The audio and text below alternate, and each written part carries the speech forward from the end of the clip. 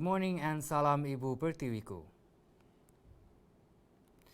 The government should review the penal code on the criminalization of suicide and consider abolishing Section 309 of the same code, which states that it is an offense to commit such an act. Mental Health Advisory Council member Tan Sri Lee Lam Thai said the law should be abolished for the simple reason that those involved should not be punished as criminals, as they are suffering in silence from mental illness such as depression.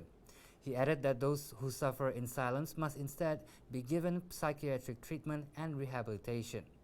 He said this when asked about Banda Kuching MP Dr. Kelvin Yee's plan to push for the decriminalization of attempted suicide and the extension of insurance coverage for mental illness in Parliament next month.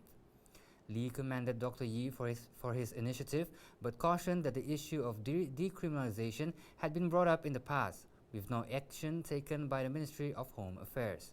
Dr. Yee said the push for decriminalization of suicide was crucial to address the growing concern on mental health issues and suicide incidences in the country, following 3 suicide cases and 1 case of attempted suicide reported in Sarawak in the past month alone. On another note, Miri Malay Association President Razali Alision said amending the law on suicide, such as decriminalizing suicide itself, may not help reduce the incidence of suicide and may even lead to more of such incidences. He added the penalties or sentences of suicide attempts should be reviewed to take into consideration the cause of the attempted suicide.